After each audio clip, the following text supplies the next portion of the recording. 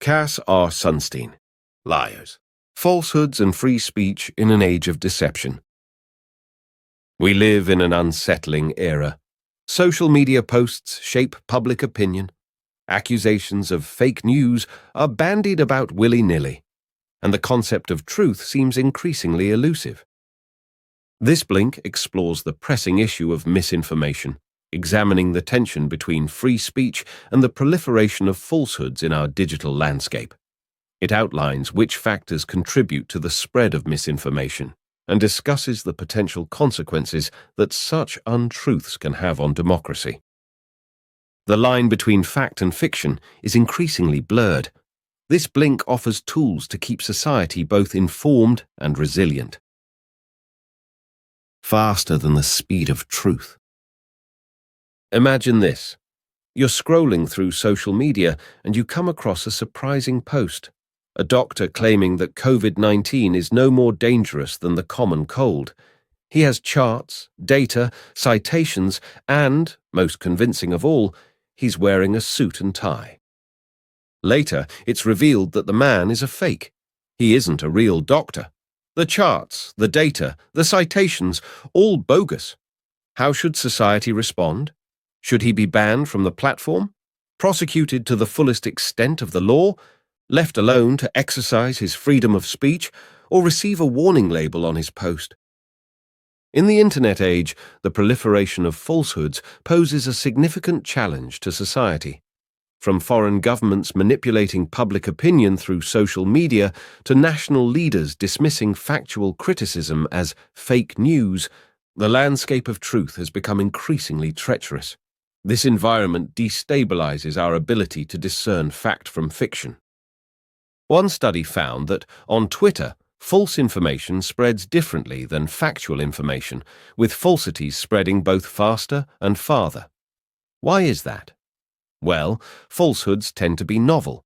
They present information that disrupts our expectations, making them more engaging and shareable.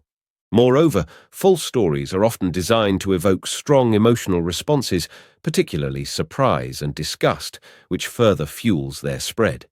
The study found that the disparity between the spread of true and false information was particularly pronounced in the political sphere, where the stakes for democratic discourse are highest. This rapid spread of misinformation poses a formidable challenge to the idealized marketplace of ideas that underpins arguments for free speech. The assumption that truth will inevitably triumph over falsehood in open debate is challenged by these findings. Instead, we're witnessing a fragmentation of public discourse, with different groups adhering to divergent sets of facts. This fragmentation is exacerbated by online echo chambers and algorithmic content curation, which tend to reinforce existing beliefs rather than challenge them. The implications for democracy are profound. An informed citizenry is crucial for effective self-governance, but how can we make sound collective decisions when we can't agree on basic facts? Balancing freedom and harm. The protection of free speech in a democratic society is crucial but not absolute. The United States Supreme Court has famously stated that we can punish someone for falsely yelling fire in a crowded theater. But what about falsely claiming vaccines cause autism on the internet? Before you answer, did you know that the claim that vaccines cause autism originated from a single discredited study? The 1998 paper by Andrew Wakefield and colleagues was eventually retracted due to serious flaws, irregularities, and conflicts of interest. Subsequent investigations revealed serious ethical violations and scientific misconduct by Wakefield, who was subsequently stripped of his medical license. Since then, numerous large-scale, rigorous studies involving hundreds of thousands of children have been conducted. They all find the same thing: no credible evidence of any link between vaccines and autism. Yet this false and baseless claim persists, fueled by misinformation, conspiracy theories, and mistrust, leading some parents to delay or refuse vaccinations for their children. Now, let's say a journalist, let's call her Mary, runs a newspaper column that perpetuates the falsity that vaccines cause autism. Mary isn't really lying. She genuinely believes what she's writing. However, her column is convincing parents not to vaccinate their children, creating serious health risks. Should authorities have the power to order the newspaper to remove the column? To fine Mary? To mandate a disclaimer? These questions don't have easy answers.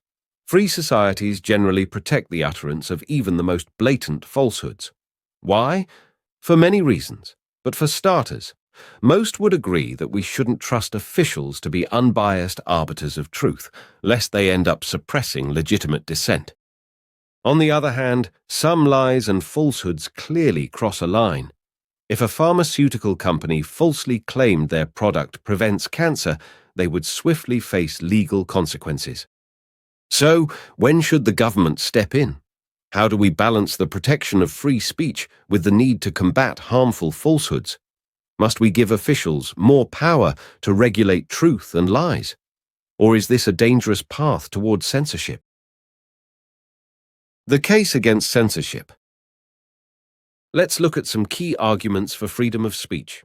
In 1943, as the Allies fought Hitler's fascism in Europe, United States Supreme Court Justice Robert Jackson made a landmark ruling in the case West Virginia State Board of Education versus Barnett, namely that public schools couldn't force students to salute the flag or recite the Pledge of Allegiance. In a statement, Justice Robert Jackson warned about the dangers of suppressing dissent. Here's what he wrote. Those who begin coercive elimination of dissent soon find themselves exterminating dissenters. Compulsory unification of opinion achieves only the unanimity of the graveyard. Jackson was pointing out a grim progression. When those in power start forcibly silencing opposing views, they often don't stop at just quieting the dissent. They may escalate to removing the dissenters themselves from society, whether through imprisonment, exile, or worse. This warning is particularly relevant to our discussion of regulating falsehoods.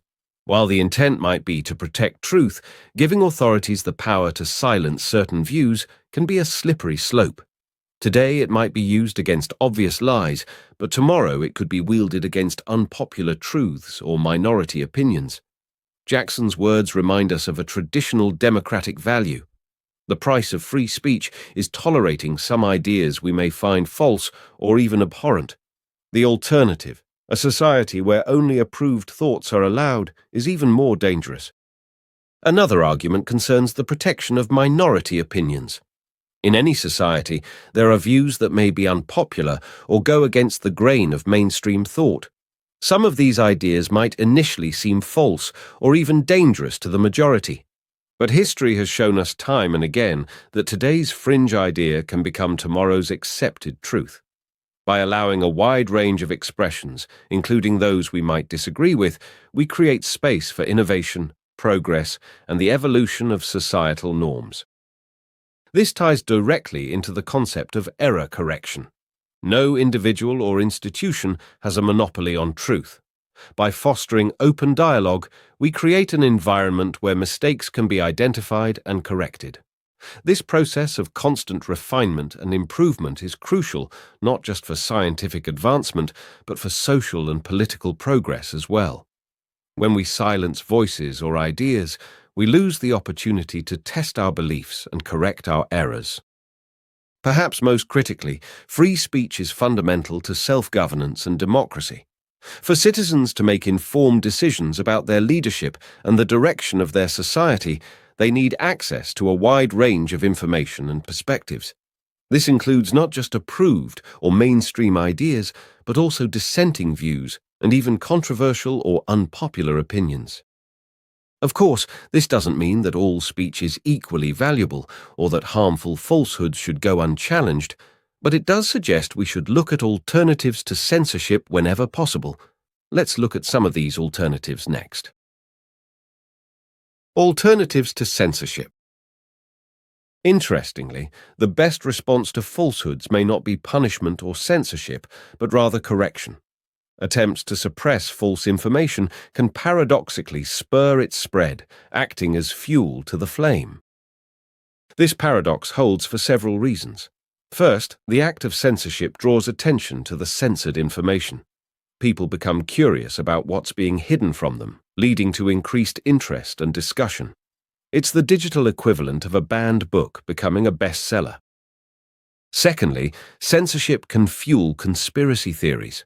When a piece of information is suppressed, some people interpret this as evidence that the information must simply be threatening to those in power. This forbidden fruit effect can lend unwarranted credibility to false claims. Those who believe the false information often view attempts at suppression as validation of their beliefs. They may double down on their stance, becoming more resistant to factual corrections and more likely to spread the misinformation themselves. This is why experts sometimes argue that the most effective way to combat misinformation is not through outright censorship, but through education, promotion of media literacy, and providing easier access to accurate information. By fostering critical thinking skills and ensuring that truth is readily available, we may be able to create an environment where falsehoods naturally lose their potency rather than gaining strength from attempts to stamp them out. Building on these insights, several approaches have been proposed to combat falsehoods online without resorting to censorship. One strategy combines disclosure requirements with labeling and warnings. Social media platforms could be required to provide more context about the source of potentially misleading content, while also attaching clear, factual labels to posts identified as questionable. For instance, a tweet making unverified claims about election fraud might be tagged with a notice directing users to official election results and fact checks. Another approach focuses on choice architecture, the way options are presented to users. By redesigning user interfaces and information presentation, platforms can subtly guide people toward more reliable sources without restricting access to other content. This might involve prioritizing fact-checked articles in search results or news feeds, or providing easy access to authoritative information alongside controversial posts. Instead of simply suppressing false information, platforms can actively promote content from reliable, fact-based sources. This approach doesn't silence anyone, but it does ensure that accurate information is more visible and accessible. Lastly, collaborative efforts between platforms, fact-checkers, and reputable news organizations can create a more robust defense against misinformation. By pooling resources and expertise, these partnerships can more quickly identify emerging falsehoods, develop effective countermeasures, and disseminate accurate information to a wider audience. These strategies aim to create an environment where truth can effectively compete with falsehoods without resorting to heavy-handed censorship. By empowering users with better information and tools for critical thinking, we can hope to reduce the impact of harmful lies while preserving the principles of free speech. The misinformation matrix. The challenge of combating falsehoods in society isn't just about identifying untruths, it's about determining the appropriate strength of our response in each case. Lies and falsehoods come in many forms, from malicious untruths designed to deceive, to harmless boasts and exaggerations, to innocent mistakes made by well-meaning people. To make sense of this spectrum, we need a framework to analyze the key dimensions at play. The first factor to consider is the speaker's state of mind. Are they lying intentionally or being reckless with the truth? Simply being negligent or making an honest mistake? This speaks to their level of culpability. Next, we must weigh the magnitude of harm the falsehood could cause. Some untruths, like yelling "fire" in the proverbial crowded theatre, could result in grave damage. Other untruths are trivial and harmless. Surely, the justification required for regulating speech should scale with the severity of potential harm. Third is the likelihood of that harm actually materializing. Is damage a near certainty, quite probable, rather unlikely, or a remote possibility? Expected value is key here. A small chance of a huge harm could be worse than a high probability of a minor harm. Finally, there's the timing of the harm. Is it imminent, occurring in the near future, a ways off, or in the distant future? The further out the damage is, the more opportunity there is for counterspeech and rebuttal to diffuse the untruth. But inevitability matters too. If substantial harm is guaranteed, even if delayed, prompt action may be justified. With this multi-factor framework, we can conceive of a matrix where we plot each factor out, calibrating our response accordingly. Grave, imminent harms from intentional lies demand aggressive tools like bans and legal sanction. Mild, improbable, distant harms from innocent mistakes warrant a lighter touch, like labeling and fact checks. By dialing enforcement up or down based on each dimension, we can defend truth robustly while preserving free speech. This framework allows us to be more precise in our efforts to combat misinformation, preserving the benefits of free speech while more effectively targeting genuinely harmful lies. As we continue to grapple with the challenges of truth in the digital age, such nuanced frameworks will be essential in fostering a healthier, more honest public discourse.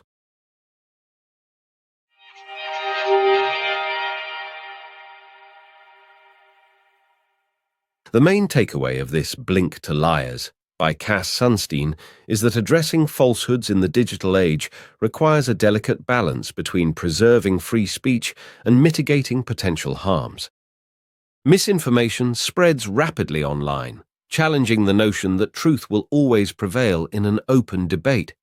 However, the arguments against censorship are robust. When possible, we should advocate for innovative approaches such as improving context, redesigning user interfaces, and fostering media literacy.